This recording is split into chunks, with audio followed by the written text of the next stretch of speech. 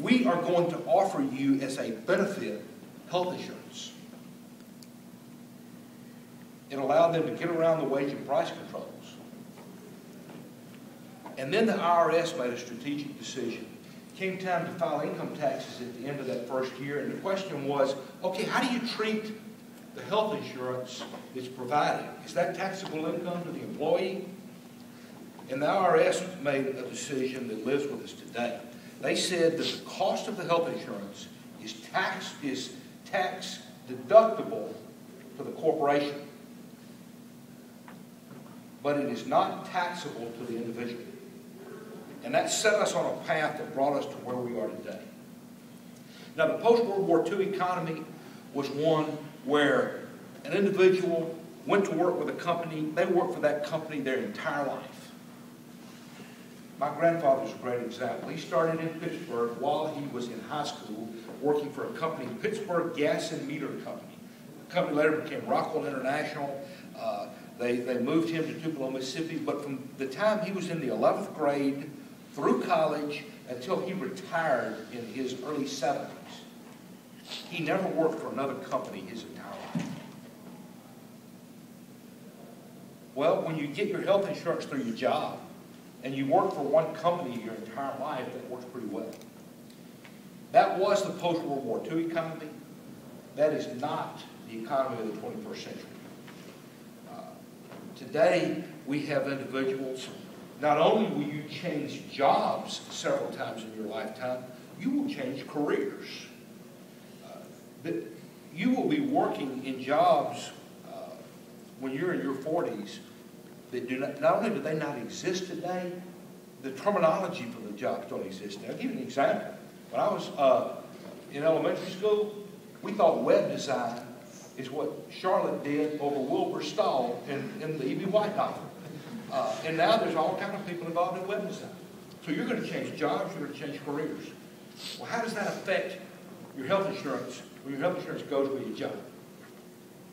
In addition, we have an unprecedented number of self-employed individuals, consultants, people who work out of their homes.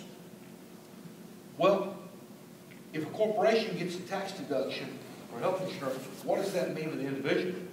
Right now, if an individual, if a partnership, any small business that's not incorporated pays health insurance, they don't get the tax advantages that a corporation has when you buy health insurance. Neither do they have the buying power. So we've got a system that's designed for an economy post-World War II, but we're in the 21st century. There are some changes that I think we need to make. First of all, we need to give the exact same tax treatment that's available to corporations and individuals. The tax advantage for paying for health insurance ought to go with the individual.